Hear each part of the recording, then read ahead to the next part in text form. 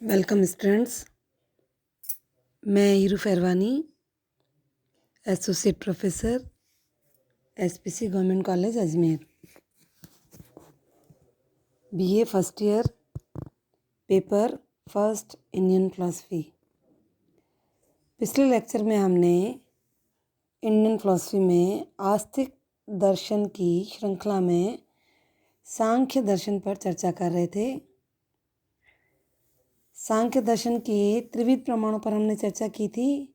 आज अंतिम टॉपिक है त्रिविध दुख या सांख्य के बंधन और मोक्ष संबंधी विचार। सांख्य दर्शन के अलावा भारत के जितने भी दर्शन हैं, सभी ने इस संसार को दुखमय माना है और संसार की दुखमयता पर ही जोर दिया है। हमारा जो सांसारिक जीवन है वो सुख दुख से ही भरा हुआ है। जीवन में ये सच है कि तरह तरह के आनंद हैं और हम उनका भोग भी करते हैं, परंतु दुख या कष्टों की जो मात्रा है वो अपेक्षाकृत ज़्यादा है और संसार के सभी जीवों को उनका भोग करना पड़ता है, जैसा कि आप सभी जानते ही हैं। यदि किसी जीव के लिए दुख से या क्लेशों से मुक्ति पाना अगर संभव भी है, तो भी बुढ़ापा और मृत्यु, इन दोनों से छुटकारा पाना हमारे लिए असंभव है। ठीक है, तो सांख्य दर्शन ने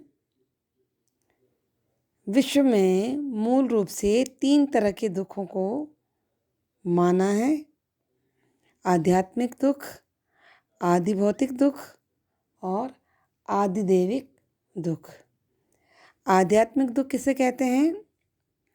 आध्यात्मिक दुख जो है वे दुख हैं जो मनुष्य के अपने शरीर और मन से उत्पन्न होते हैं, यानी शारीरिक और मानसिक जो बीमारियां हैं, जो व्याधियां हैं, वो आध्यात्मिक दुख के अंतर्गत आती है।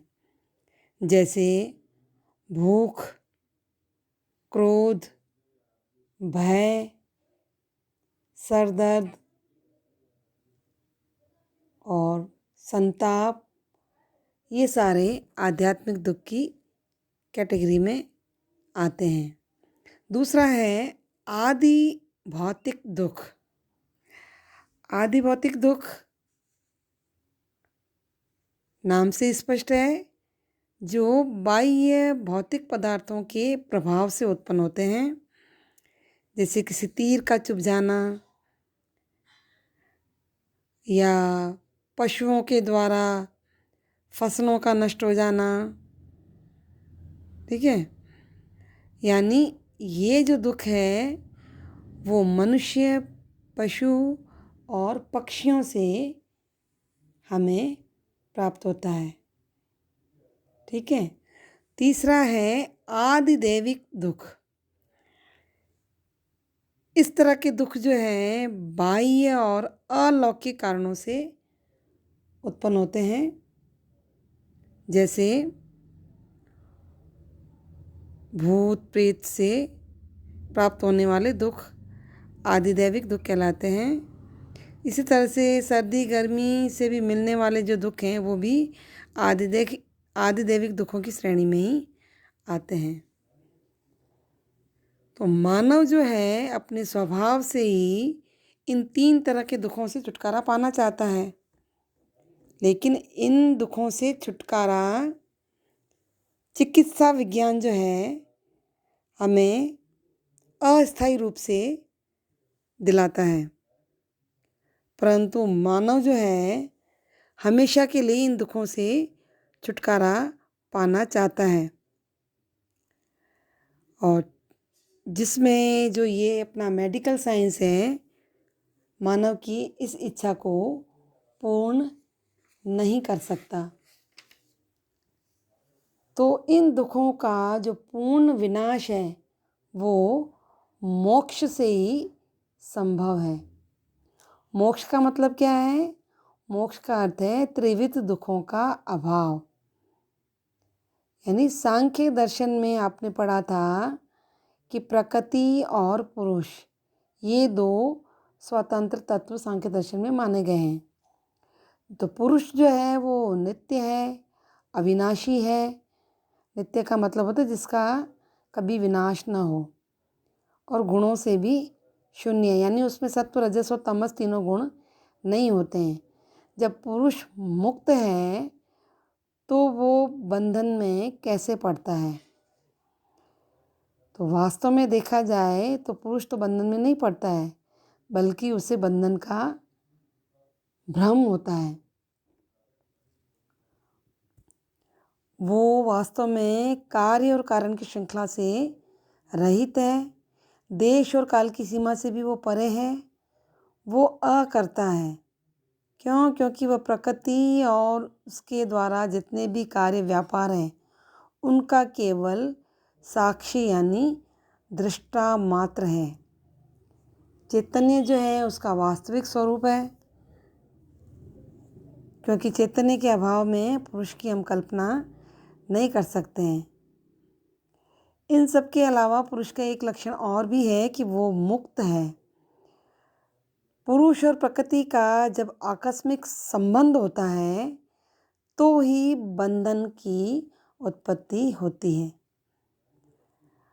पुरुष बुद्धि, अहंकार और मन से अलग है, परंतु अज्ञान के कारण वो अपने आप को उन वस्तुओं से अलग नहीं समझ पाता। बुद्धि के ही सुख दुख को अपने सुख दुख समझने लगता है, और इस स्थिति में पुरुष जो है अपने को शरीर, बुद्धि, अहंकार, मन और इंद्रियों से युक्त समझने लगता है। तो ऐसी स्थिति में जो भी सुख दुख की अनुभूति है वो पुरुष जो है वो स्वयं करने लगता है।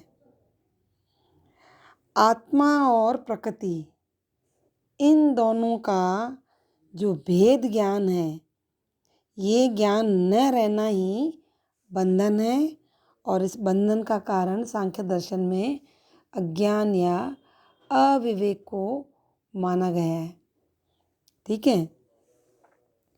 जिस तरह से अंधकार का निराकरण प्रकाश से होता है, उसी तरह से अज्ञान या अविवेक का निराकरण ज्ञान या विवेक से होता है।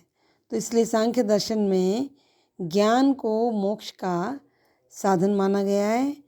ज्ञान के द्वारा ही आत्मा और अनात्मा यानी प्रकृति और पुरुष के भेद का ज्ञान हो जाता है। तो इसका मतलब है कि सांख्य दर्शन में ज्ञान का अर्थ है आत्मा और अनात्मा के भेद का ज्ञान, यानी पुरुष और प्रकृति का भेद ज्ञान ही मोक्ष है।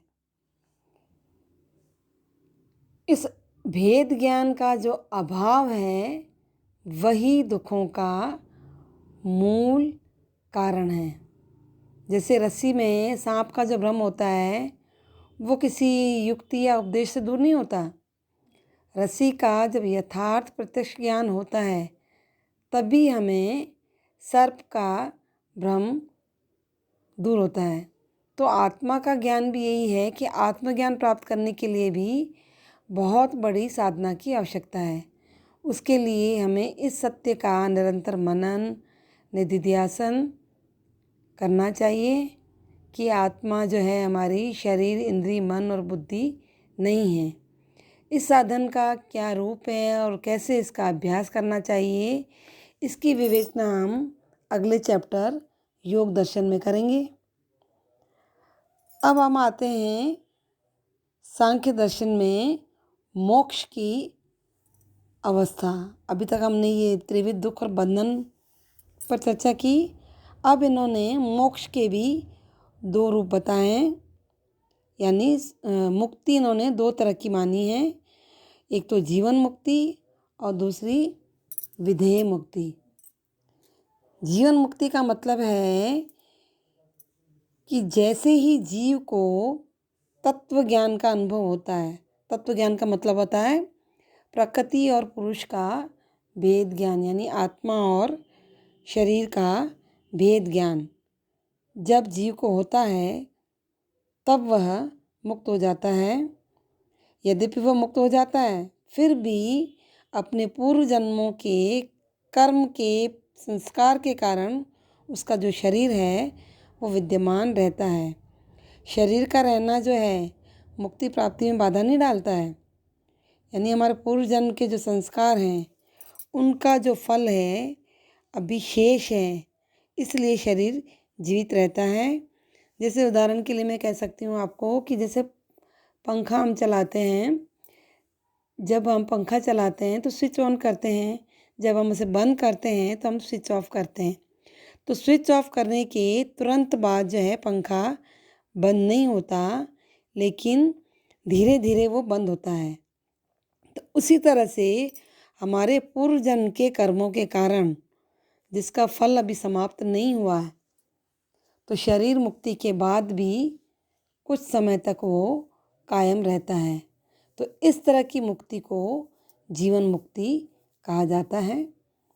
दूसरी है विधेय मुक्ति, जो अंतिम मुक्ति है, जो मृत्यु के उपरांत प्राप्त होती है, वो विधेय मुक्ति कही जाती है। इस मुक्ति की प्राप्ति तब होती है जब पूर्व जन्म के शेष कर्मों के फल का भी अंत हो जाता है। इस मुक्ति में क्या है, शरीर का भी अभाव हो जाता है। तो सांख्य ने दो तरह के शरीर माने हैं, एक तो स्थूल शरीर और दूसरा सूक्ष्म शरीर। स्थूल शरीर का निर्माण 5 महाभूतों से होता है, पृथ्वी, जल, तेज, वायु और आकाश। और सूक्ष्म शरीर का निर्माण जो है 18 तत्वों से है, पंच तन्मात्र, पंच ज्ञानेंद्रियाँ, पंच कर्मेंद्रियाँ, मन, बुद्धि और अहंकार।